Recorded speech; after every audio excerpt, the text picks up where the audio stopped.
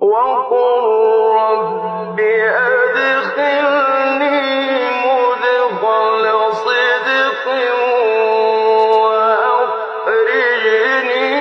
مخرج صدق واجعل لي من لدنك سلطانا نصيرا.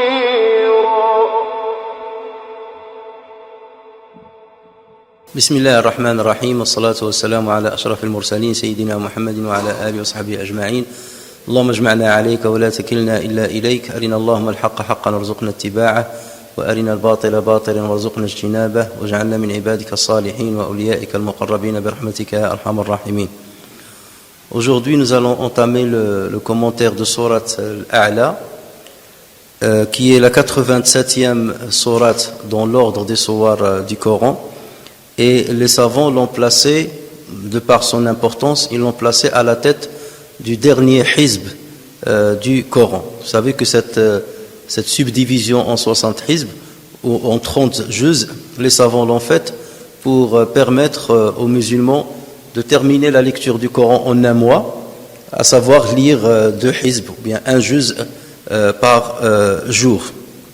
Donc bien entendu cette subdivision ce n'est pas le prophète sallallahu alayhi wa sallam qui l'a faite, mais il est venu a posteriori de la mort du prophète sallallahu alayhi wa sallam.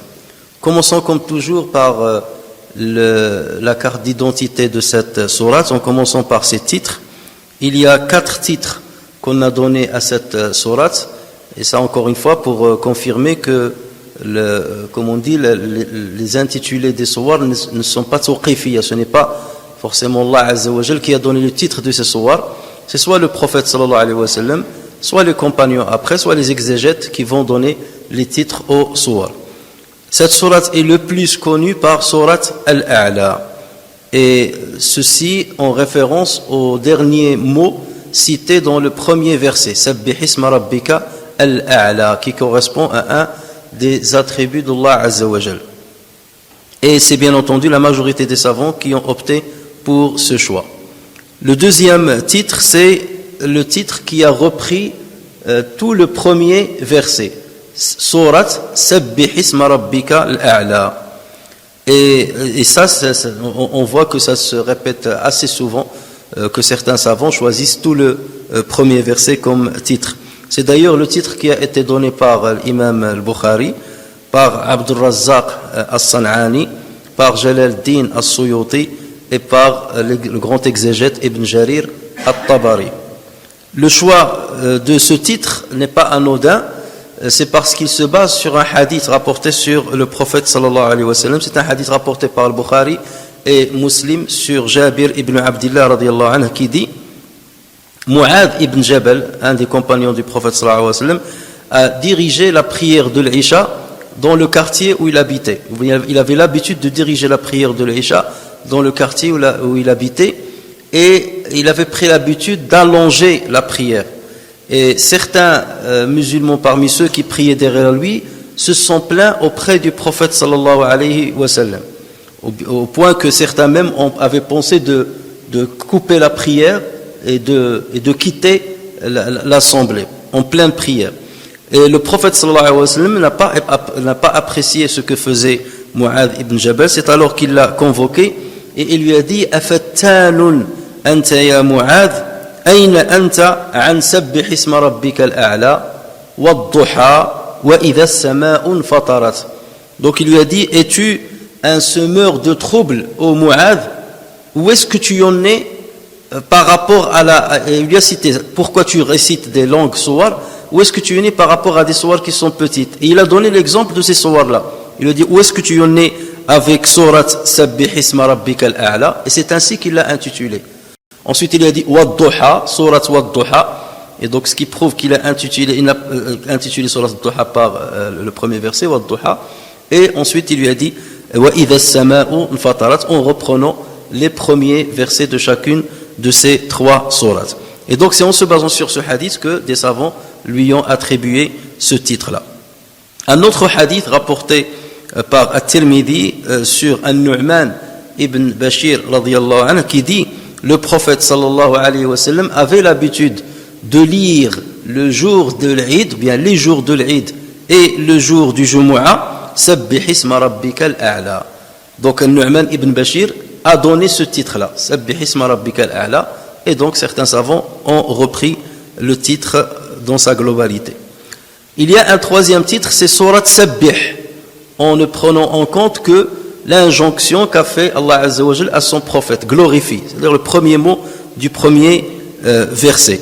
Et ceux qui ont choisi ce titre-là, c'est Aïcha, radiyallahu anha, ou bien les savants se sont basés sur un hadith rapporté sur Aïcha, radiyallahu anha. Il y a aussi Abdullah ibn al-Mubarak, l'imam Ibn Kathir, Ibn Hajar al-Asqalani, ainsi que l'imam al-Shawkani. Et en effet, il y a un hadith rapporté par Abu Daoud et At-Tirmidhi sur Aïcha radiyallahu anha qui disait le prophète sallallahu alayhi wa sallam lisait Sabbih lors de la première unité de l'witr. Le prophète sallallahu alayhi wa sallam lisait Sabbih, et donc là il a donné que ce titre-là, Sabbih lors de la première raka'a de l'witr, en faisant référence bien entendu aux 3 raka'at de l'witr, puisque le prophète sallallahu alayhi wa sallam avait souvent, enfin, généralement presque la totalité des fois, d'accomplir le witr en 3 rak'at. Bien entendu, on a le droit de n'en accomplir qu'une seule rak'a, mais l'idéal, ce que faisait le prophète sallallahu alayhi wa sallam, toujours, c'était 3 rak'at. Et le dernier titre qui a été choisi pour cette sourate, c'est sourate Sabbih isma rabbik. Sabbih isma rabbik, sans citer le nom qui vient à la fin, l'A'la, sans le citer, Sabbih isma rabbik. Et c'est un titre qui a aussi été choisi par l'imam al-Bukhari dans son Sahih. Alors cette sourate, concernant l'ordre de sa révélation, elle a été révélée juste après sourate At-Takwir et juste avant sourate Al-Layl. Donc là, la majorité des savants disent ceci. C'est une sourate qui est mécoise, et sur ce point il n'y a pas de divergence entre les savants, parce qu'il se base sur un hadith qui prouve justement qu'elle a été révélée avant l'immigration du prophète sallallahu alayhi wa sallam. En fait, le Bukhari rapporte sur Al-Bara ibn Azib radiyallahu anhu. Al-Bara ibn Azib, il faisait partie des habitants de Médine, c'est un Ansari, il faisait partie des habitants de Médine. Donc lui, il raconte en disant, les premiers qui sont venus chez nous à Médine, parmi les compagnons du prophète sallallahu alayhi wa sallam, furent Mus'ab ibn Umayr et Abdullah ibn Ummi Maktoum. C'est les deux premières personnes qui sont venues à Médine. Il a dit, ils nous lisaient le Coran. Ensuite vinrent Ammar ibn Yasir, Bilal et Saad. Ensuite vinrent Omar ibn al-Khattab, accompagné d'une vingtaine de personnes. Ensuite vint le messager sallallahu alayhi wa sallam. Ensuite il dit, je n'ai jamais vu les gens de Médine autant joyeux de sa venue, au point que j'ai vu les enfants dire, voici le messager sallallahu alayhi wa sallam qui est venu. Et ensuite donc Al-Bara ibn Azib radiyallahu anhu, il dit, il n'est venu que lorsque j'avais appris Sabbih isma rabbikal a'la. Le prophète sallallahu alayhi wa sallam n'est venu que lorsque j'avais déjà appris Sabbih isma rabbikal a'la, ce qui prouve justement qu'il l'a appris avant même l'immigration du prophète sallallahu alayhi wa sallam. Et donc là, ça ne laisse aucun doute que c'est une sourate qui a été révélée à la Mecque. Quelle est la cause de sa révélation? Alors, il n'y a pas un événement bien particulier qui était à la base de sa révélation. Néanmoins, il y a 2 versets qui sont révélés dans cette sourate qui ont un lien directement avec une certaine cause. Le premier, c'est que le prophète sallallahu alayhi wa sallam, comme vous le savez, à chaque fois que Jibril alayhi salam lui révélait le Coran, il lui récitait le Coran, le prophète sallallahu alayhi wa sallam commençait à répéter derrière lui avant même que Jibril alayhi salam ne termine la révélation. Donc si Jibril par exemple vient avec une dizaine de versets, à peine il commence le premier verset, deuxième verset, le prophète sallallahu alayhi wa sallam commence déjà à répéter avec lui le premier verset. Allah Azza wa Jal lui a dit de ne pas le faire. La tuharrik bihi lisanaka lita'jala bihi. Ne précipite pas ta langue pour le répéter afin de l'apprendre rapidement. Inna alayna jam'ahu wa qur'ana. C'est nous qui allons le rassembler et nous allons te le réciter. فَإِذَا قَرَأْنَاهُ فَاتَّبِعْ قُرْآنَهُ. Et donc, il y a un hadith rapporté par Tabarani sur Ibn Abbas qui dit كان النبي صلى الله عليه وسلم إذا آتاه جبريل عليه السلام بالوحي لم يفرغ حتى يزمل من الوحي حتى يتكلم النبي صلى الله عليه وسلم بأوله مخافة أن يغشى عليه فينسى. Lorsque Jibril venait au prophète sallallahu alayhi wa sallam avec la révélation, le messager se couvrait. Il se couvrait parce qu'il avait très froid. Et ça, on en parlera lorsqu'on abordera la manière avec laquelle le prophète sallallahu alayhi wa sallam recevait la révélation. Et commençait à répéter le début de la révélation avant que l'ange ne termine, par peur d'oublier. Jibril alayhi salam lui dit alors: pourquoi tu fais ainsi? Pourquoi tu commences à répéter avant que je termine? Il répondit: par peur d'oublier. C'est alors, donc voilà le narrateur de ce hadith, donc Ibn Abbas radiyallahu anhuma, il dit: c'est alors que Dieu a descendu sanuqri'uka fala tansa. Nous te ferons, c'est-à-dire le verset 6 de cette sourate, nous te le ferons réciter, nous te ferons réciter de sorte que tu n'oublieras. Et ensuite il y a la suite qu'on abordera plus tard. Donc c'est sur la base de ce hadith-là de Ibn Abbas que les savants disent que la cause de la révélation de ce passage-là, la cause de la révélation, c'est que le prophète sallallahu alayhi wa sallam répétait les versets avant même que Jibril alayhi salam ne terminait de les lui transmettre. Par ailleurs, Abu Daoud et Ibn Majah ainsi que Ahmed rapportent sur Uqba ibn Amir radiyallahu anhu qu'il a dit lorsque Allah Azza wa Jal a révélé le dernier verset de Surat Al-Waqi'a, فَسَبِّحْ بِاسْمِ رَبِّكَ الْعَظِيمِ.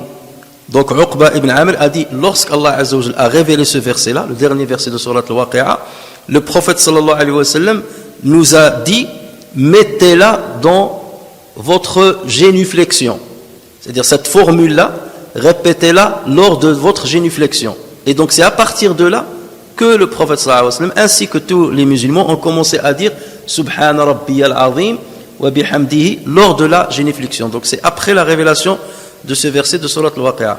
Et ensuite donc Uqba ibn Amir dit: et lorsque Allah Azza wa Jal a révélé Sabbih isma rabbikal a'la, glorifie le nom de ton Seigneur le plus haut, le prophète sallallahu alayhi wa sallam nous a dit: Ij'aluha fi sujudikum, mettez-la dans votre prosternation.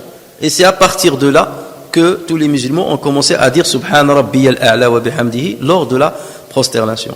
Autrement dit, cette partie de la sourate a été révélée pour expliquer aux musulmans ce qu'ils doivent dire comme formulation lorsqu'ils sont prosternés.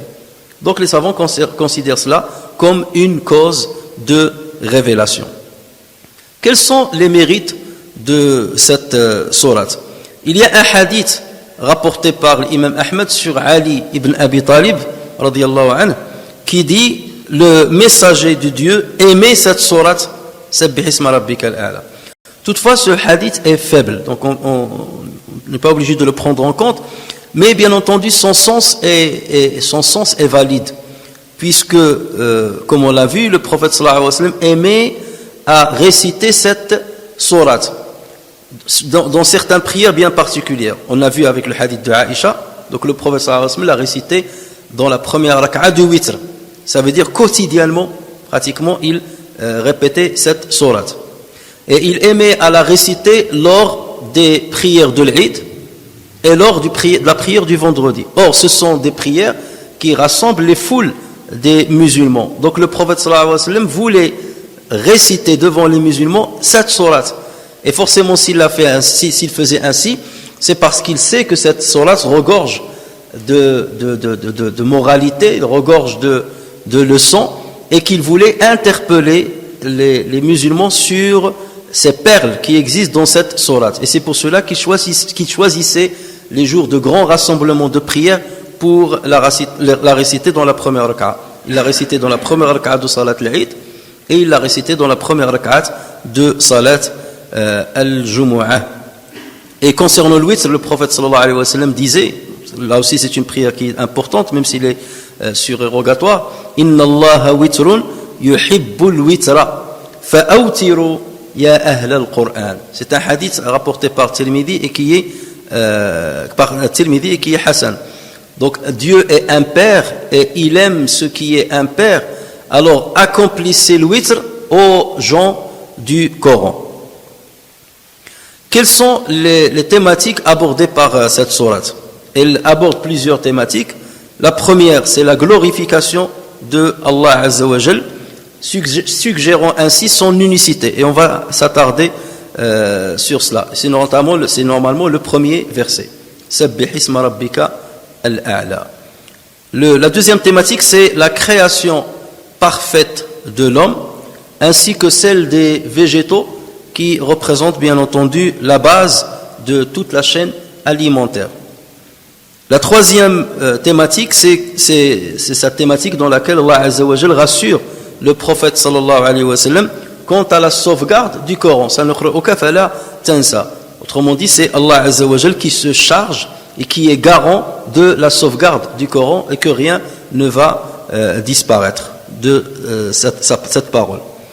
Et enfin, Allah Azza wa Jal, à la fin de cette sourate, il certifie que sa religion est facile. Nous allons te faciliter le chemin vers ce qui est facile, vers cette religion qui est facile. Donc là, il atteste que cette religion est facile et il rappelle que la majorité des préceptes qui se trouvent dans cette religion ont déjà, bien figuré déjà dans les livres de ceux qui ont précédé le prophète sallallahu alayhi wa sallam. Inna hadha la fi as-suhufi al-ula suhufi Ibrahima wa Musa. Ceci, ça veut dire les préceptes de cette religion existent dans les feuillets, les premiers feuillets, les feuillets de Ibrahim ainsi que les feuillets de Moussa. Alors commençons par le premier verset. Sabbih isma rabbika al-a'la. Glorifie le nom de ton Seigneur le très haut.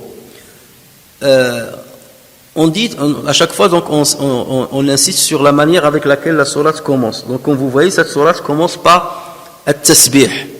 Cette sourate commence par at-tasbih, la glorification d'Allah Azza wa Jalla. On va expliquer ce que c'est at-tasbih.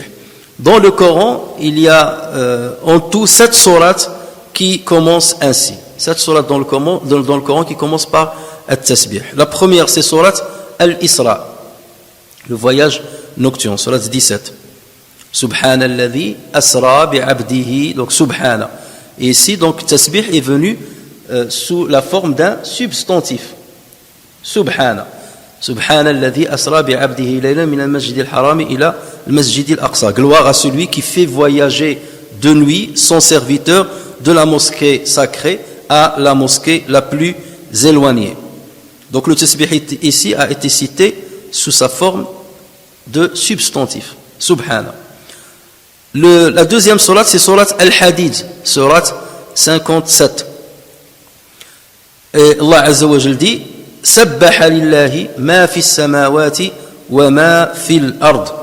Tout ce qui est dans les cieux et sur la terre a célébré. Donc là, dans la traduction, vous allez trouver célèbre, conjugué au présent. Mais si on veut vraiment respecter mot par mot ce qui a été révélé en arabe, sabbaha, donc là c'est un verbe qui a été conjugué au passé. Donc c'est comme si on veut traduire, donc tout ce qui est dans les cieux et sur la terre a célébré la gloire du Seigneur, le puissant, le sage, Aziz al-Hakim. Ensuite viennent 2 autres sourates qui commencent de la même manière, à savoir sourate al-Hashr, sourate 59, ainsi que sourate as-Saff, sourate 61, et qui commencent par Sabbaha lillahi ma fi samawati wa ma fi al-ard. Regardez la petite nuance. Dans Surat Al-Hadid, Sabbaha lillahi ma fi samawati wal ard. Il ne répète pas 2 fois ma fi samawati wal ard. Dans Surat Al-Hashr ainsi que dans Surat As-Saff, Sabbaha lillahi ma fi samawati wa ma fi al-ard. Et d'ailleurs, c'est pour cela qu'on fait souvent les erreurs lorsqu'on récite ces sourates-là. Est-ce que je dis wama une deuxième fois, est-ce que je ne le dis pas? Il y a des indices que les savants donnent pour qu'on ne se trompe pas sur ce point-là, on les citera lorsqu'on arrivera, Inch'Allah, à ces sourates. Ensuite, la 5e sourate, c'est sourate Al-Jumu'ah, sourate numéro 62, lorsqu'Allah Azza wa Jalla dit Yusabbihu lillahi ma fi samawati wa ma fi al-ardi al-azizi al-hakim. Tout ce qui est dans les cieux et sur la terre célèbre. Cette fois-ci, c'est conjugué au présent. Yusabbihu. Célèbre la gloire du Seigneur. Et ensuite, il y a sourate At-Taghabun, qui est pareil, qui commence avec le même commencement que sourate Al-Jumu'ah, Yusabbihu, donc le verbe de sabbaha est conjugué au présent. Et enfin, sourate Al-A'la, que nous sommes en train de commenter. Et là, le verbe sabbihi, glorifie, donc là, le verbe a été conjugué à l'impératif. Donc vous voyez que tasbih, dans le Coran, a été cité sous différentes formes linguistiques. Il y a le substantif et sous forme d'un verbe conjugué dans les 3 temps de l'arabe. Les 3 temps de l'arabe, c'est le présent, le passé et l'impératif. Il n'y a que ces 3 temps, contrairement à ce qu'on trouve dans d'autres langues comme le français. Ceci doit nous interpeller. Pourquoi? Parce qu'il y a un autre mot qui est très proche de tasbih. Mais il a été mentionné dans le Coran, non pas de la même manière. Et ceci doit nous interpeller. Ce mot-là, c'est al-hamd. D'ailleurs, souvent, al-hamd vient conjoint, en couple avec tasbih. Fasabbih bihamdi. C'est tasbih ou al-hamd. Fasabbih bihamdi rabbika wastaghfir. Allah Azza wa Jalla dit wasabbih bihamdi rabbika hina taqum. Il dit wasabbih bihamdi rabbika qabla tulu'i ash-shamsi wa qabla al-ghurub. Lorsque les anges ont répondu à Allah Azza wa Jalla, lorsqu'il les a informés qu'il allait mettre sur terre un calife, qu'est-ce qu'ils ont dit? Wa nahnu nusabbihu bihamdika wa nuqaddisu lak. Donc vous voyez que ces mots-là viennent souvent en couple, at-tasbih et al-hamd. Néanmoins, si at-tasbih il vient sous des différentes formes qu'on a vues, substantif et en verbe conjugué dans les différents temps, le mot al-hamd vient exclusivement sous sa forme de substantif. Vous ne trouverez pas dans le Coran ihmad, fait les louanges à Dieu, ou bien hamid Allah, a fait des louanges, ou bien yahmadullah, il est en train de faire les louanges. Ça n'existe pas. Donc c'est vrai pour le tasbih et ce n'est pas vrai pour al-hamd. Al-hamd vient toujours d'une manière constante sous forme substantive. Et là, on peut se poser la question, pourquoi il y a cette différence entre ces deux mots si près ou si proches l'un de l'autre? En fait, al-hamd, c'est quelque chose, al-hamd c'est le louange à Allah Azza wa Jalla. Al-hamd c'est quelque chose qui doit être constant. Lorsque tu loues Allah Azza wa Jalla, c'est quelque chose qui doit être constant. Dieu doit être loué comme il le mérite. Et il le mérite d'une manière constante, à la hauteur de ce qu'il est. Donc à partir de là, je ne peux pas dire je loue Allah ou loue Allah, parce que tu ne peux pas le louer à sa juste valeur. Tu ne peux pas le faire. Tu ne peux pas louer Allah Azza wa Jalla à sa juste valeur. Combien même tu connais par cœur ses noms et ses attributs, combien même tu connais certains de ses bienfaits, tu ne cernes pas tous les noms d'Allah Azza wa Jalla et tu ne cernes pas tous les bienfaits qu'Allah Azza wa Jalla t'a donnés. Donc tu ne peux pas le louer à sa juste valeur, à la hauteur de ses noms, de ses attributs et de ce qu'il t'a octroyé. En revanche, tasbih, tu peux le faire d'une manière incomplète.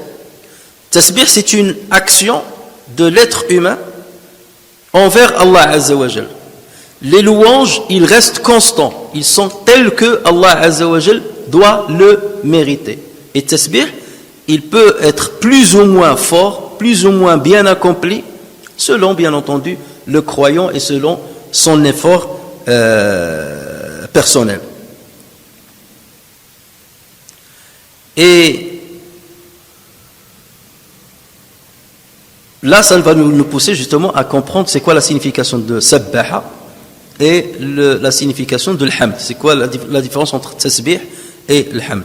Parce que même la traduction qu'on donne à tasbih, alors je dis gloire à Allah, glorifie, ce n'est pas forcément la meilleure traduction. En tout cas, elle n'est pas complète. Sabbaha, ou bien sabaha, sabaha, ça c'est la racine. Sabaha, sin ou le ba ou le ha. Dans la langue arabe, a plusieurs significations, mais qui tournent toujours autour d'un même sens à peu près. Lorsqu'on dit par exemple sabaha fil ma, c'est le verbe le plus connu. Sabaha, on parle de sibaha, c'est la nage. As-sibaha, c'est la nage. Sabaha fil ma, ça veut dire il a nagé dans l'eau. Mais la signification, ça veut dire passer rapidement. Sabaha, ça veut dire il passe rapidement. Il s'éloigne rapidement. Puisqu'il passe, donc il s'éloigne de moi. Si je suis debout, et il passe à côté de moi, donc il passe rapidement. Donc forcément, il s'éloigne de moi. D'accord? Donc sabbaha, b'ta'addi, donc ça veut dire j'ai éloigné. Sabbaha, ça veut dire j'ai éloigné. Sabaha, il s'est éloigné. Sabaha fil ardi, ça veut dire il s'est éloigné sur terre. Il a bougé rapidement et il a disparu rapidement sur terre. Lorsqu'on dit farasun sabouh ou sabaha al-faras, farasun sabouh, ça veut dire un cheval qui galope rapidement, qui s'éloigne rapidement par ses galops. Lorsqu'on dit sabaha fil kalam, ça veut dire qu'il a exagéré dans la parole. Il est allé trop loin, c'est ça, aller loin. Il est allé trop loin dans la parole, il a trop exagéré. Lorsqu'on dit sabaha fil ruyum, ça veut dire il a commencé à réfléchir et il a tellement réfléchi qu'il s'est dissipé dans sa pensée. Et normalement sabaha dans les nuages. Donc sa réflexion ou sa pensée s'est dissipée, il est allé trop loin. D'accord? Et lorsqu'on dit aynani sabihatani bid-dam'i, ça veut dire deux yeux qui sont remplis de larmes. Ils sont extrêmement remplis en larmes. Donc vous voyez toujours, ça signifie toujours l'exagération et aller le plus loin possible et éloigner le plus possible. C'est le sens littéraire, quelque part, de ce terme-là. Mais bien entendu, c'est ainsi que les Arabes connaissent le mot sabbah, ou sabah. Mais bien entendu, comme on le dit toujours, le Coran, lorsqu'il est venu, il a utilisé des termes arabes. Il a emprunté des termes arabes qui avaient un certain sens et il les a marqués ou bien il les a imprégnés avec un nouveau sens religieux qui désormais est devenu le sens par lequel ces mots-là sont devenus le plus connus. C'est comme salat. Salat chez les Arabes, ça veut dire l'invocation. Mais Allah Azza wa Jalla a emprunté ce mot-là, connu chez les Arabes, et il lui a donné une connotation religieuse qui signifie l'acte rituel par lequel tu te rapproches de Allah Azza wa Jalla. Et depuis, donc lorsqu'on dit salat, tout le monde dit salat, c'est la prière des musulmans. D'accord? Et tous les termes religieux, zakat par exemple, zakat c'est la purification ou bien la multiplication. Mais après, ça a été emprunté pour l'attribuer à l'aumône légale que les musulmans doivent donner, ce pilier de l'islam, doivent donner une fois par an lorsqu'ils satisfassent les conditions sine qua non pour le faire.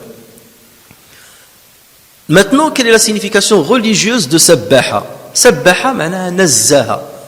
Et nazzaha, ça veut dire il a témoigné de l'exemption de Dieu de dire ou de faire certaines choses qui ne conviennent pas à sa divinité. Je répète. Sabbaha Allah. Donc nous on dit c'est glorifier Dieu.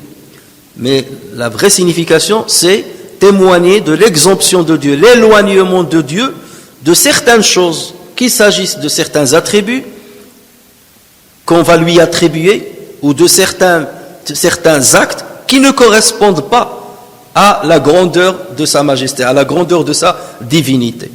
D'accord? Et c'est là où il y a éloigné. J'éloigne Dieu d'un certain attribut qui ne lui convient pas. Et c'est pour cela que dans le Coran, souvent, lorsque vous entendez Subhanah dans le Coran, ça vient souvent, soit lorsque quelqu'un a associé avec Dieu une autre divinité, là il dit Subhanah, amma yushrikun. Il est loin de ce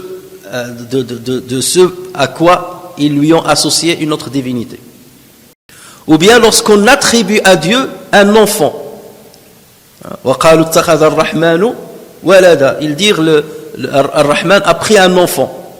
Subhana. Donc Subhana.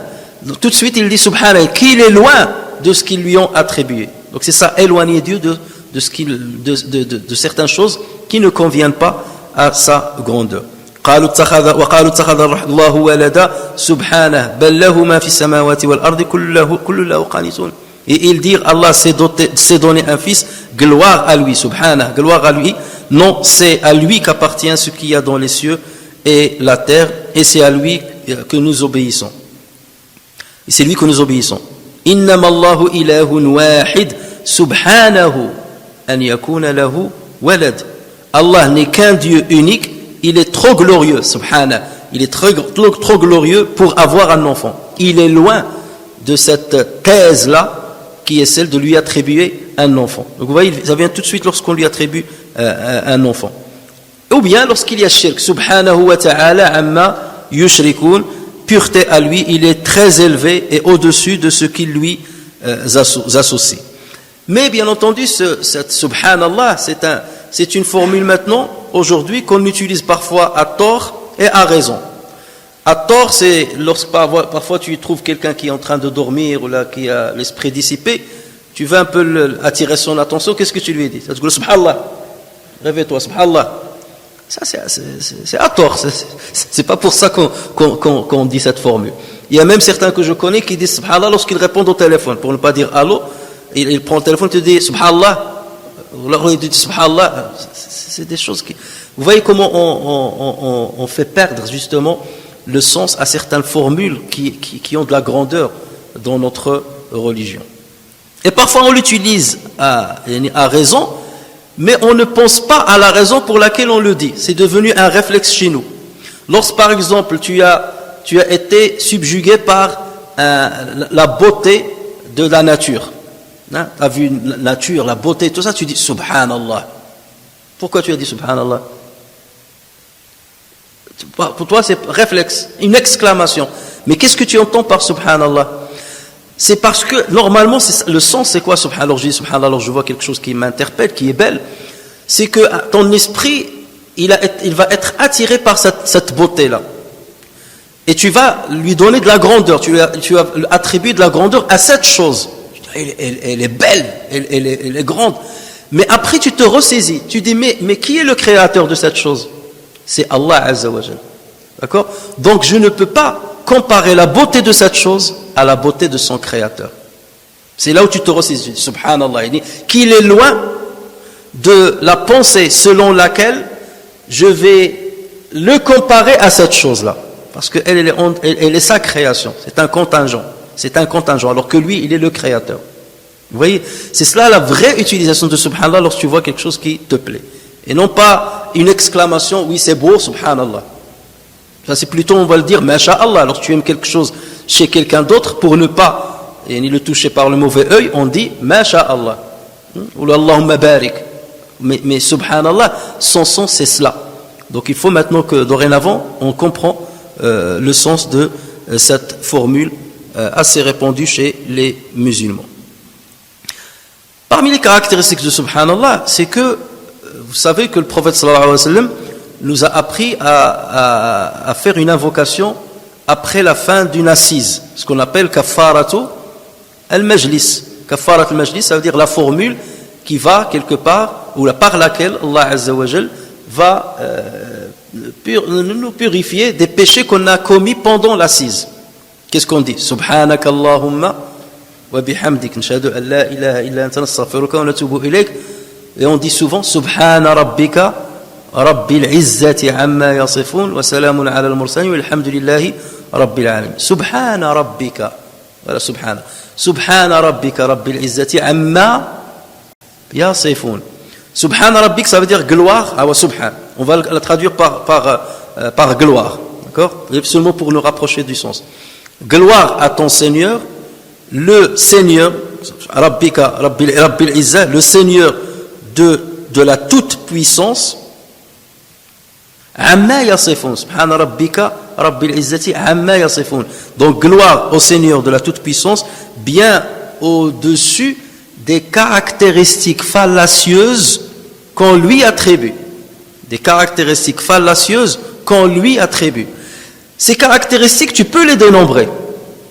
On dit que Dieu, certains, pensent que Dieu a un associé, certains pensent que Dieu est faible, certains pensent que Dieu a un enfant, certains... Donc là, tu peux les comptabiliser. C'est pour cela que tu accomplis tasbih. En revanche, les louanges, comme on a dit au départ encore une fois, les louanges, ils sont stables. Ils sont par rapport à ce qu'ils méritent. Et donc à partir de là, tu ne vas pas dire les louanges, je loue. Tu peux avoir l'esprit dissipé, donc tu dis je suis en train de louer Dieu. Alors que ton esprit est dissipé, tu es en train de mentir. Contrairement à tasbih. Et d'ailleurs, regardez, lorsque tu dis gloire, subhana rabbil izzati amma yasifun, gloire au Seigneur de la toute-puissance, bien au-dessus des caractéristiques fallacieuses qu'on lui attribue, et à la fin tu dis walhamdulillahi rabbil alamin. Vous voyez toujours le lien entre tasbih et le hamd. Walhamdulillahi rabbil alamin. Louange à Dieu, le maître des mondes. Donc, quelque part, tasbih, c'est le moyen qu'utilise le croyant pour parvenir à l'hamd. Donc, l'hamd, c'est toujours la finalité. Et c'est pour cela qu'à la fin, on dit walhamdulillahi rabbil alamin.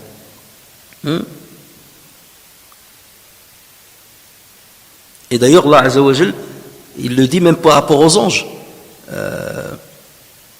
Lorsqu'Allah Azza wa Jal dit وسيق الذين اتقوا ربهم إلى الجنة زمرا حتى إذا جاءوها وفتحت أبوابها وقال لهم خزنتها سلام عليكم طبتم فادخلوها خالدين وقالوا الحمد لله الذي صدقنا وعده. Donc الحمد voilà ici. وأورثنا الأرض نتبوأ من الجنة حيث نشاء فنعم أجر العاملين وترى الملائكة حافين من حول العرش يسبحون. Et tu verras les anges qui entourent le trône d'Allah Azza wa Jal.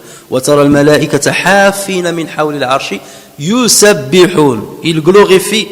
يسبحون بحمد ربهم. Ils glorifient par les louanges de leur Seigneur. وقضي بينهم بالحق. Donc il a été jugé entre eux avec la vérité. وقيل. Et puis il a été dit Alhamdulillahi Rabbil Alamin. Louange à Dieu, le Seigneur le maître des mondes. Donc vous voyez toujours ce lien. C'est toujours la fin, c'est le hamd. Et le tasbih, c'est le moyen pour parvenir à l'hamd. Et le hamd reste toujours stable. Il est utilisé sous forme de substantif. Et seulement pour faire une petite comparaison, c'est comme lorsque je te dis Salli ala Muhammad, prie sur Muhammad. Qu'est-ce que toi tu dis? Tu dis Sallallahu alayhi wa sallam, ou bien tu dis Allahumma salli ala Muhammad. Mais jamais tu dis Oh salli ala Muhammad, je prie sur Muhammad. Alors que je t'ai donné l'ordre de prier sur lui. N'est-ce pas? Salli ala Muhammad. Toi tu dis Allahumma salli ala Muhammad. Et pourquoi tu dis Allahumma salli alors que je t'ai demandé toi de faire la prière sur Muhammad? C'est parce que quelque part tu dis moi je suis incapable de faire la prière sur Muhammad comme il le mérite. D'accord? Donc je vais donner procuration à Allah Azza wa Jal de le faire. Je vais invoquer Dieu pour que ce soit lui qui le fasse sur lui. Salli ala Muhammad, je dis Allahumma salli ala Muhammad. Alors, je suis incapable. Et si je le dis, je ne peux même pas concevoir de le dire. Je serai au-deçà de ce que mérite le prophète sallallahu alayhi wa sallam. Donc je la confie à Allah parce qu'il est le seul à faire la prière sur le prophète sallallahu alayhi wa sallam comme il le mérite. Et la prière d'Allah Azza wa Jal sur le prophète sallallahu alayhi wa sallam, c'est la miséricorde qu'il lui donne, bien entendu. La notion de prière, elle diffère entre la prière de l'être humain et la prière des anges. Inna Allah wa malaikatahu yusalluna ala nabi. Allah et ses anges prient sur le prophète. La prière des anges, c'est quoi? C'est qu'ils demandent à Dieu de faire ses prières. Et la prière des croyants sur le prophète, c'est qu'ils demandent à Dieu de faire ses prières sur le prophète. Et c'est quoi les prières de Dieu sur son prophète? C'est de l'enrober de sa bénédiction et de sa miséricorde. Donc ça, c'est une comparaison. Lorsqu'il s'agit des louanges maintenant à Dieu, bien entendu, c'est pour cela qu'on confie ça à Dieu. Allahumma lakal hamdu. On ne dit pas Allahumma inni ahmaduka. Allahumma lakal hamd. Seigneur, c'est à toi qu'il y a les louanges. Kama yanbaghi li jalali wajhika wa azimi sultani. Comme il se doit pour la majesté de ta face et la grandeur de ta royauté ou la grandeur de ta puissance. Allahumma lakal hamd. Donc toujours le substantif. On ne dit pas Allahumma ahmaduka kama yanbaghi. Tu pourras pas louer Dieu comme il se doit. Donc Allahumma lakal hamd, c'est à toi que revient le hamd. Et voilà pourquoi Surat al-Fatiha, elle commence par Alhamdulillahi Rabbil Alamin. Les louanges à Allah, le Seigneur des mondes. Quelles sont ces louanges? Comme il le mérite. Il n'y a que lui qui se fait des louanges sur lui-même, comme il le mérite. Mais jamais nous. D'accord? Donc nous, ce qu'on fait, c'est tasbih. On dit Dieu est différent de ça. Dieu est différent de ça. Dieu n'est pas comparable à ça. Et là, on peut dénombrer. Et plus on dénombre, plus on se rapproche des louanges comme ils se doivent. Mais comme nous, on ne dénombre pas toutes les choses, tous les biens de Dieu, tous les bienfaits, tous les noms de Dieu, donc on restera toujours loin. وَمَا قَدَرُ اللَّهَ حَقَّ قَدْرِهِ وَالْأَرْضُ جَمِيعًا قَبْضَتُهُ يَوْمَ الْقِيَامَةِ. Ils n'ont pas estimé Dieu à sa juste valeur, comme dit Allah Azza wa Jalla. Certains savants disent Tasbihullah, regardez cette définition qui est belle. Tasbihullah huwa at-tafakkuru fi asma'ihi wa sifatihi wa as-siyahatu fi 'alami khalqihi li-istikhraj ad-durar allati tusa'idu 'ala hamdihi. Donc tasbih de Dieu se fait, voilà comment il se fait, c'est une action du croyant. Tasbih de Dieu se fait par le rappel de ses noms et attributs et par l'exploration de sa création pour en extraire les perles qui vont ornementer sa louange. وَيَتَفَكَّرُونَ فِي خَلْقِ السَّمَاوَاتِ وَالْأَرْضِ. Ils méditent sur la création des cieux et de la terre. رَبَّنَا مَا خَلَقْتَ هَذَا بَاطِلًا. Seigneur, tu n'as pas créé tout ceci vainement. Tout de suite après, qu'est-ce qu'ils disent? Subhanak faqina adhab an-nar. Subhanak. Donc l'interpellation de la création, la méditation sur les éléments de la création te pousse à tasbih, d'accord? Et ce tasbih là, il te pousse vers les louanges vers de Allah tabaraka wa ta'ala. Sabbih isma rabbika al-a'la. Glorifie le nom de ton Seigneur. Quelle est l'interprétation de ce verset et comment on peut le comprendre? Il y a deux interprétations possibles. La première, c'est que Allah Azza wa Jal ordonne à son prophète sallallahu alayhi wa sallam de glorifier son nom. Sabbih isma, glorifie le nom d'Allah. Il lui demande de glorifier son nom, le nom d'Allah. Lorsqu'on dit son nom, ça veut dire ça regroupe tous les noms et les attributs d'Allah Azza wa Jal, tous les noms, les bons noms de Allah Azza wa Jal. Ça c'est la première interprétation. La deuxième interprétation, c'est Sabbih isma rabbika al-a'la, ça veut dire Allah ordonne à son messager de le glorifier. Glorifie ton Seigneur, sans dire le nom. Parce que le nom, dans ce cas-là, ce n'est qu'une sifa. Le nom, ce n'est qu'un lien, qu'une sila, ce n'est qu'un lien vers Dieu. D'accord? Donc en fait, Sabbih isma rabbika al-a'la, ça veut dire glorifie Rabbaka al-a'la. Et d'ailleurs, c'est le cas lorsque je te dis Sabbih isma rabbika al-a'la, toi qu'est-ce que tu dis? Subhana? Tu ne dis pas Subhana ismi rabbil a'la. Si je te dis Sabbih isma rabbika al-a'la, tu dis Subhana rabbiya al-a'la. Et tu occultes isma. Tu ne cites pas le nom de ta glorification. Tu dis Subhana rabbiya al-a'la wa bihamdi. Tu ne dis pas Subhana rabbil a'la, Subhana ismi rabbil a'la wa bihamdi. D'accord? Donc voici les deux interprétations. Tu glorifies les noms de Dieu ou bien tu glorifies Dieu directement. Commençons par le premier cas. Tu glorifies le nom de Dieu. Ça veut dire quoi, glorifier le nom de Dieu? Première possibilité, d'après les savants, ça veut dire préserve les noms de Dieu et ne les attribue pas à quelqu'un d'autre que lui. Les noms à Dieu, ils sont qu'à lui. Ne les attribue jamais à quelqu'un d'autre que lui. Comme l'ont fait les polythéistes. Les polythéistes, par exemple, ils avaient un idole à la Mecque, ils l'ont appelé Al-Lat. Al-Lat, pour eux, c'est comme le féminin de Allah. Ils l'ont appelé Al-Lat. Al-Lat ou Al-Uzza ou Manat al-Thalitha al-Ukhra. Al-Lat. Donc ils ont voulu attribuer le nom de Dieu, mais comme ils ne pouvaient pas l'appeler Allah, d'accord, ils l'ont féminisé quelque part. Parce qu'Allah Azza wa Jal, et ça c'est un miracle, Allah dans le Coran dit Hal ta'lamu lahu samiyya. Est-ce que tu connais dans l'existence quelqu'un qui a pris le nom de Allah? Personne. Et même lorsque les êtres humains essaient de le faire, ils n'arrivent pas. Lorsque les Qurayshites ont voulu donner le nom de Dieu à leur statue, ils n'ont pas osé l'appeler Allah. Ils l'ont appelé Lat. Mais personne n'ose donner Allah, ce nom-là, à quelqu'un d'autre que Dieu. Et Dieu lance le défi. Personne ne peut le faire. les associateurs, les polythéistes, tout le monde, personne n'a osé jamais le faire. Ça, c'est un miracle déjà dans le Coran. Et il défie l'humanité entière jusqu'à la fin des temps. Personne ne donnera ce nom-là à son enfant ou à un associé, ou quel qu'il soit. Donc ça veut dire, ne donne pas ce nom-là à quelqu'un d'autre. Par exemple, et même tes enfants, est-ce qu'on appelle un enfant Rahman? Non, on ne peut pas l'appeler Rahman. Les polythéistes, après la mort du prophète sallallahu alayhi wa sallam, ceux qui ont suivi Moussaïlama, vous connaissez Moussaïlama, c'est un imposteur qui est apparu après la mort du prophète sallallahu alayhi wa sallam, qui s'est fait passer pour un prophète. Il l'appelait, ceux qui le suivaient, Rahmanu Liyamama, le miséricordieux de Liyamama. C'est ça ce que Allah Azza wa Jal, quelque part, interdit aux musulmans. N'attribuez pas les noms de Dieu à quelqu'un d'autre que lui. D'accord? Donc nous on dit Abd al-Rahman, Abd al-Qadr. D'accord? On ne donne pas l'attribut lui-même. Et quand bien même on le donnerait, on enlève l'alif ou l'lam. On le met sous forme indéterminée. Hein? Rahim. Rahim. Mais jamais Rahman. Rahim. C'est un peu toléré. Mais Ar-Rahim, avec l'alif ou l'lam, d'une manière déterminée, jamais. C'est interdit, bien entendu. Donc ça, c'est le premier sens. N'attribuez pas les noms de Dieu à quelqu'un d'autre. Préservez-les pour ne pas le donner à quelqu'un d'autre. Deuxième signification, il s'agit de ne pas donner aux noms et attributs de Dieu un sens qui ne convient pas à la divinité d'Allah Azza wa Jal. D'accord? Ou ne les comparez pas à vos noms.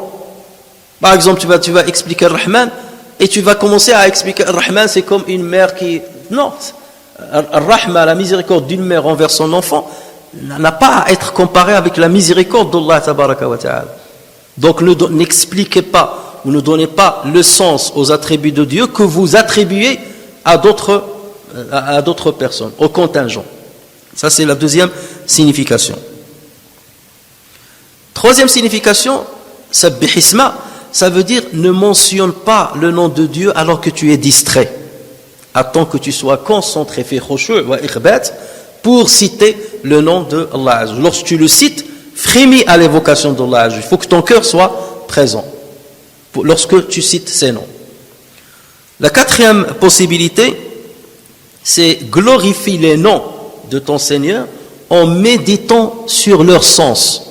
En méditant sur leur sens. Et d'ailleurs, en l'invoquant avec. Allah Azza wa Jalla dit dans le Coran, Walillahi al-asma'ul husna fad'uuhu biha. À Dieu appartiennent les beaux noms, invoquez-le avec. Allah Azza wa Jalla dit aussi, Qul id'u Allah aw id'u ar-Rahman ayyamma tad'u falahu al-asma'ul husna. Dit, invoquez Allah ou invoquez le tout miséricordieux, quel que soit le nom par lequel vous l'appelez, il a les plus beaux noms. Donc ça aussi c'est une signification. Invoquer Dieu avec ses noms. C'est ça, sabbihisma rabbik. D'accord? Ou glorifier-les, ou méditer dessus. Donc ça c'est le premier cas. Le cas où on considère que sabbih a un sens. Qu'il n'est pas un mot en plus dans le verset. Le deuxième, et les deux possibles sont possibles. La deuxième possibilité c'est que l'isma fait référence à Dieu. C'est seulement là, elle te met le lien avec Dieu. Donc sabbih Allah. Accomplit tasbih d'Allah, de l'entité divine, pas seulement de ses noms. Alors certains savants, ils insistent sur ça en disant, parce qu'un nom, c'est quoi? C'est un ensemble de lettres. C'est un ensemble de lettres. Et ces lettres-là rassemblées, elles désignent une entité. Donc celui qui est glorifié, c'est l'entité elle-même, et non pas les lettres qui la désignent, les lettres rassemblées sous forme d'un nom qui vont la désigner. Donc là, on est plus dans la philosophie, bien entendu. Donc c'est glorifier l'entité divine. Mais bien entendu, l'avis le plus probant, c'est que tu glorifies le nom de Dieu ou l'entité, ça va de soi. Mais les noms, quelque part, te permettent de connaître certains attributs un par un. Lorsque tu dis Shafi, donc tu vas penser à celui qui guérit les maladies. D'accord? Lorsque tu dis Al-Ghafour, tu vas penser à celui qui pardonne. Donc forcément, tu vas penser à un attribut de l'entité divine. Parce que l'entité et les attributs n'en font qu'un seul.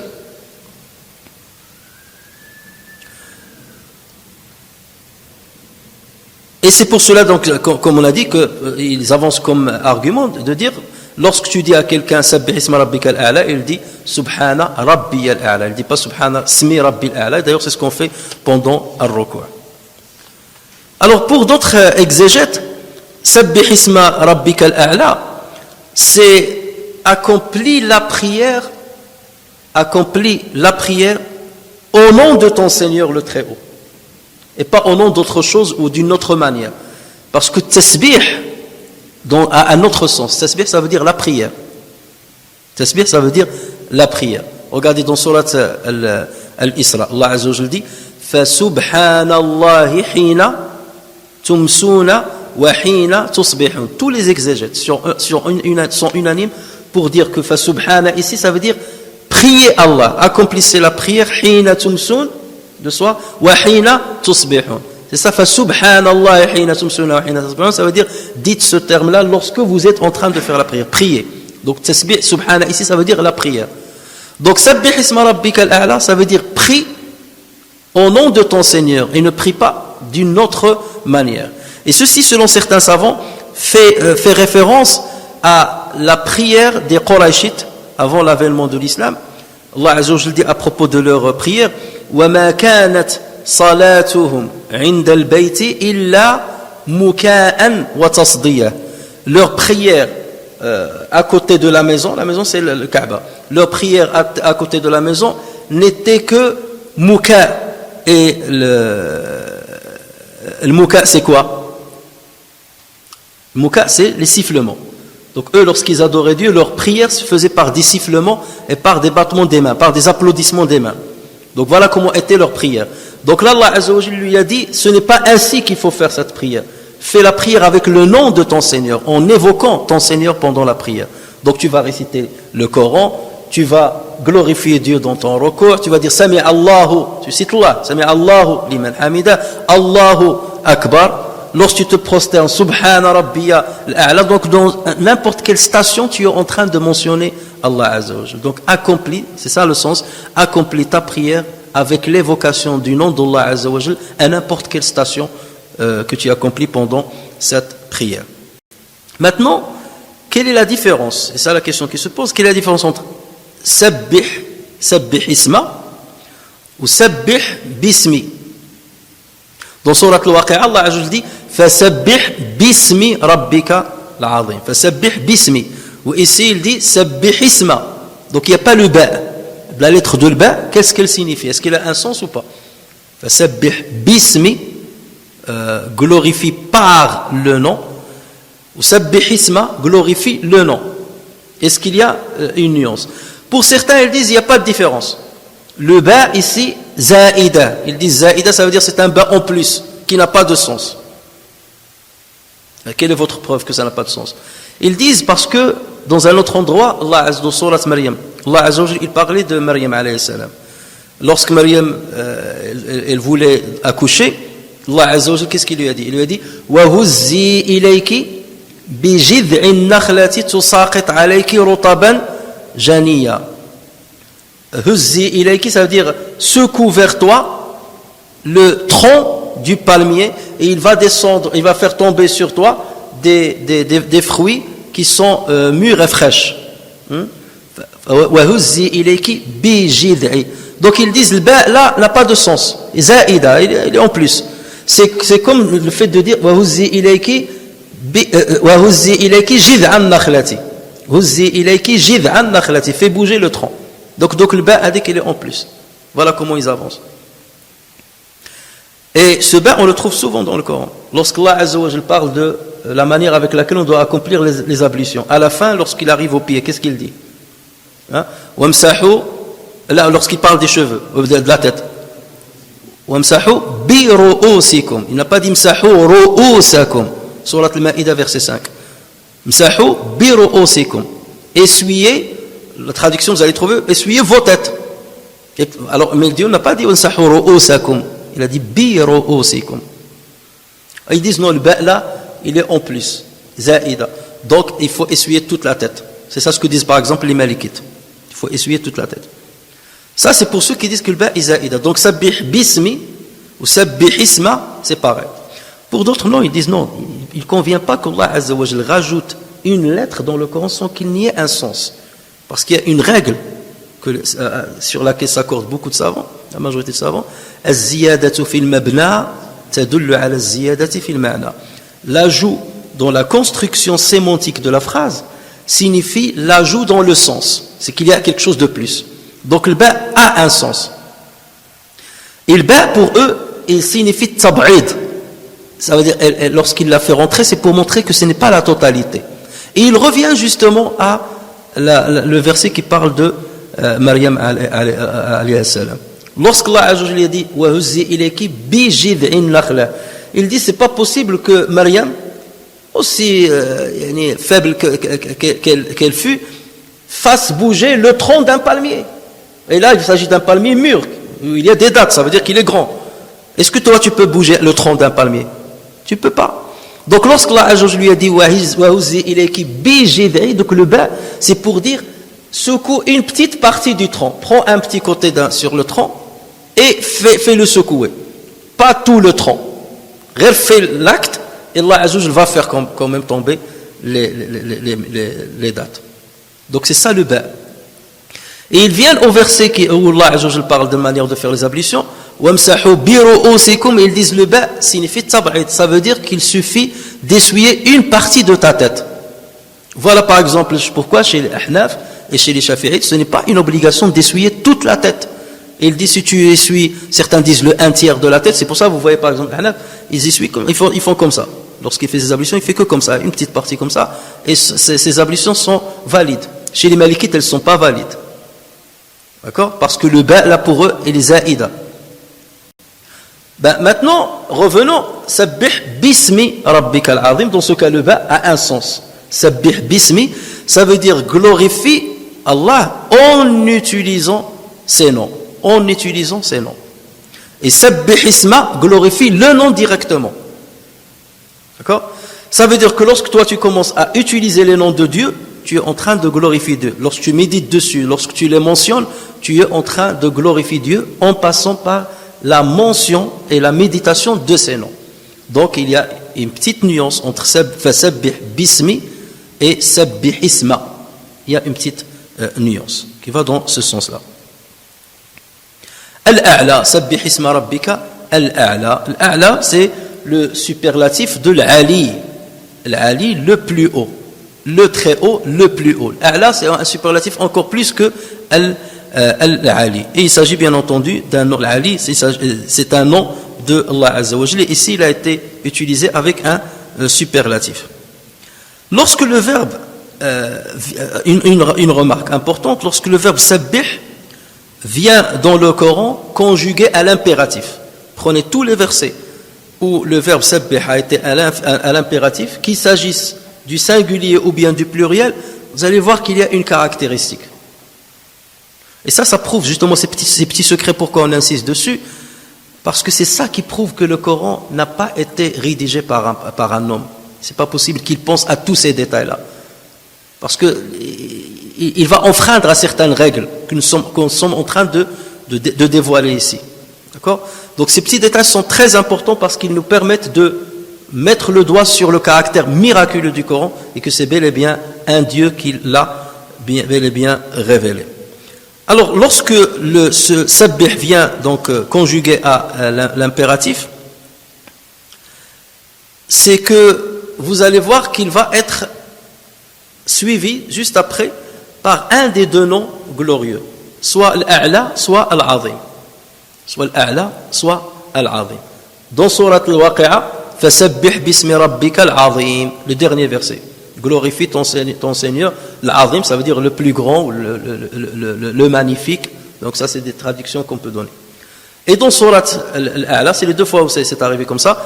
Sabbih isma rabbika al-A'la, le très haut. Donc c'est pour citer la grandeur de Dieu et l'élévation de Allah tabaraka wa ta'ala. Donc quelque part, Allah Azza wa Jal, lorsqu'il donne cet ordre-là, c'est qu'il invite ses serviteurs à le glorifier sans limite. Sans limite. Parce que lorsqu'on parle de l'ulu, c'est la hauteur d'élévation. Lorsqu'on parle de l'azama, c'est plutôt une dimension qui n'est pas vers la hauteur. On va dire presque vers la largeur. Bien entendu qu'on parle ici d'autres dimensions, bien entendu. On ne fait pas de comparaison, il n'y a pas lieu de faire des comparaisons humaines par rapport au contingent. Mais al-ulu wal-azama, donc deux attributs de Allah Azza wa Jal, c'est comme si Allah Azza wa Jal nous dit glorifie ton Seigneur sans limite dans les différentes dimensions. D'accord? Sans limite. Et il a cité cette dimension de hauteur et de la largeur, bien qu'il ne convient pas, bien entendu, comme je dis encore une fois, de les comparer à nos dimensions terrestres. Et c'est pour cela que le prophète sallallahu alayhi wa sallam, lorsqu'il parlait à Allah Azza wa Jal, qu'est-ce qu'il disait? Il disait Subhanaka la uhsi thana'an alayk anta kama athnayta ala nafsik. Subhanak, gloire à toi. Je ne comptabilise pas les éloges que je te fais. Je ne peux pas les comptabiliser. La uhsi thana'an alayk. Je ne comptabilise pas les éloges que je te fais. Tu es anta kama athnayta ala nafsik. Tu es à l'image des éloges que tu te fais à toi-même. Pas de limite. Donc c'est pour cela, lorsqu'il le donne sous forme impérative, donc il le rattache à le glorieux, le très grand, ou bien le très haut. Maintenant, la deuxième remarque, c'est qu'à chaque fois que at-tasbih, dans les autres fois, donc ça c'est la première possibilité. La deuxième possibilité, c'est que lorsque le tasbih est signalé sous sa forme verbale et conjugué à l'impératif, c'est que Allah Azza wa Jal ordonne à ce qu'on le glorifie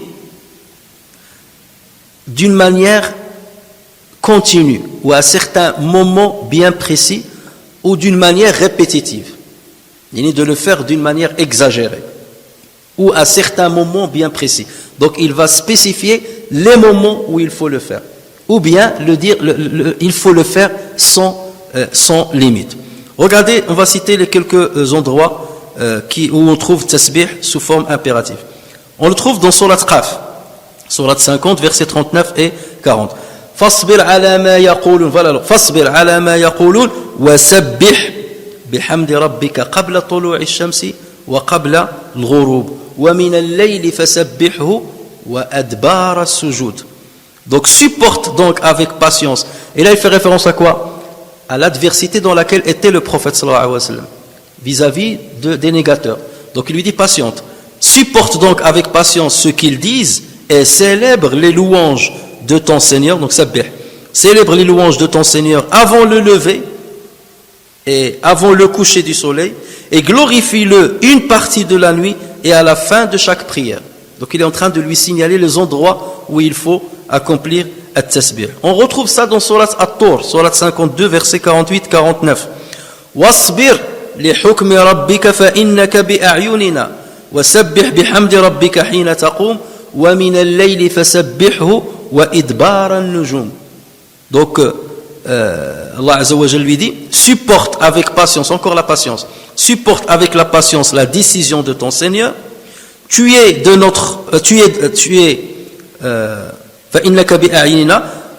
en vérité sous nos yeux et célèbre la gloire de ton Seigneur quand tu te lèves, glorifie-le une partie de la nuit et au déclin des étoiles. Ça veut dire à la fin de la nuit lorsque les étoiles se déclinent. On retrouve ceci dans Surat Al-Insan, Surat 76, versets 25-26.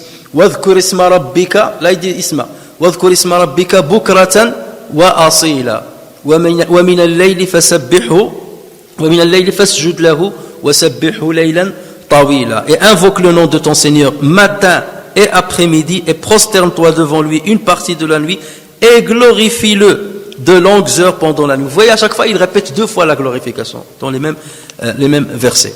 On retrouve cela dans Surat Maryam, lorsque Zacharia alayhi salam, Allah Azza wa Jalla lui a donné le signe de qu'il ne va pas parler aux gens pendant 3 jours. فَخَرَجَ عَلَى قَوْمِهِ مِنَ الْمِحْرَابِ فَأَوْحَى إِلَيْهِمْ أَنْ سَبِّحُوا. Sauf que l'impératif ici, l'ordre est donné au pluriel. أَنْ سَبِّحُوا بُكْرَةً وَعَشِيًّا. Zacharie sortit du sanctuaire vers son peuple, puis il leur fit signe de prier matin. Alors, c'est prier, c'est-à-dire glorifier, de glorifier matin et après-midi. Vous allez trouver matin et soir. Ashiya, c'est plutôt l'après-midi. Vous trouvez ça dans Surat Al-Ahzab, verset 42. وَسَبِّحُوهُ بُكْرَةً وَأَصِيلًا, au pluriel. Glorifiez-le matin et soir. Et on retrouve enfin, à la fin du Coran, vers la fin, dans Surat Al-Nasr, إِذَا جَاءَ نَصْرُ اللَّهِ وَالْفَتْحُ وَرَأَيْتَ النَّاسَ يَدْخُلُونَ فِي دِينِ اللَّهِ أَفْوَاجًا فَسَبِّحْ بِحَمْدِ, voilà le hamd, tasbih al-hamd. فَسَبِّحْ بِحَمْدِ رَبِّكَ وَاسْتَغْفِرْهُ إِنَّهُ كَانَ تَوَّابًا. Glorifie le nom de ton Seigneur et demande-lui pardon. Glorifie, célèbre les louanges de ton Seigneur et demande-lui pardon.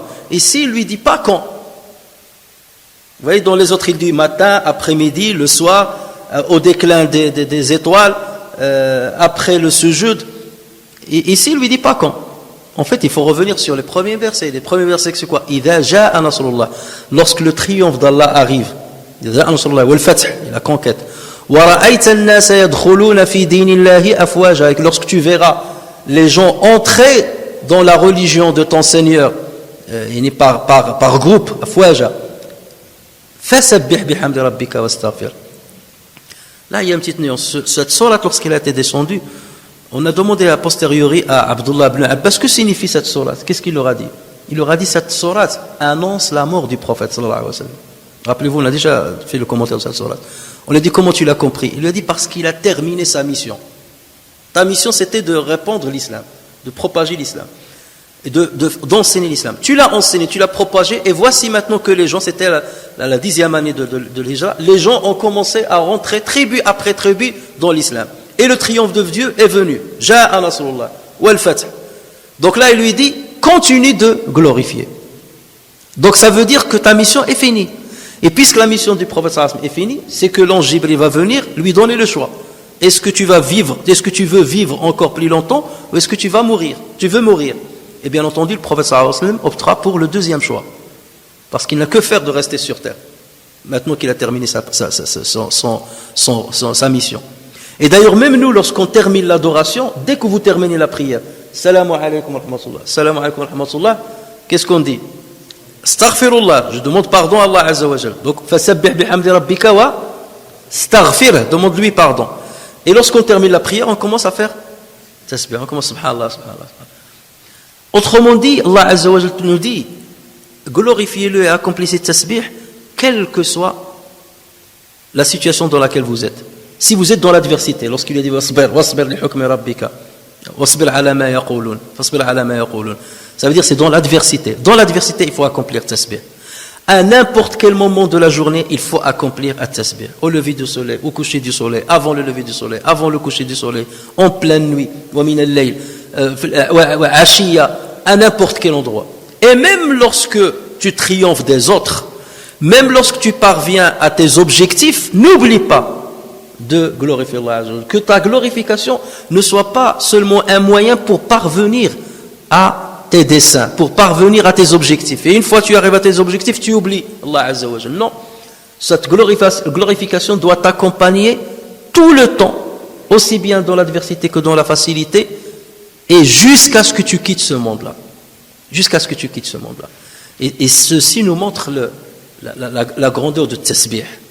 Tasbih. Et voilà pourquoi, je termine par ça, voilà pourquoi le prophète sallallahu alayhi wa sallam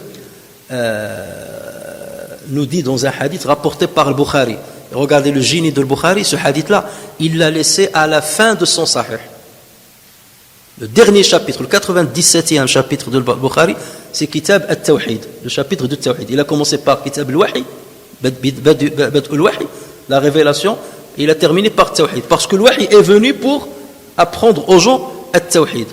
Et à la fin, le dernier hadith qu'il a cité, c'est Kalimatani khafifatani ala al-lisan thaqilatani fil mizan habibatani ila ar-Rahman subhanallahi wa bihamdih subhanallahi al-azim. Deux paroles qui sont légères à la langue, ça veut dire légères sur la langue, légères à dire, qui pèsent lourd sur la balance et qui sont aimées par le miséricordieux. Subhanallahi wa bihamdih, gloire et louange à Allah, subhanallahi al-azim, gloire à Allah, le grand. Donc vous voyez, il l'a fait à la fin, à la fin. C'est pour dire que cette glorification, ce tasbih-là, doit nous accompagner tout le temps. Et voilà pourquoi nos langues doivent apprendre tasbih. Subhanallah, subhanallah. Il faut toujours le faire. Il faut toujours le faire. Après les prières, lorsque tu marches, lorsque tu veux dormir. C'est quelque chose qui doit nous accompagner parce que c'est l'échelle qui te mène, qui te rapproche d'Allah tabaraka wa ta'ala. Si tu n'arrives pas à le louer comme il se doit et comme il le mérite, au moins accomplis ce tasbih avec ta langue, tout en faisant la réflexion, la méditation avec ton esprit sur ses noms, sur ses attributs, pour parvenir à son tasbih direct. D'accord? Et Inch'Allah, on aura le temps de continuer le commentaire de cette sourate. Subhanakallahumma wa bihamdika nashhadu an la ilaha illa anta astaghfiruka wa natubu ilayk. Amilna su'an zalamna anfusana faghfir lana fa innahu la yaghfiru dhunuba illa ant.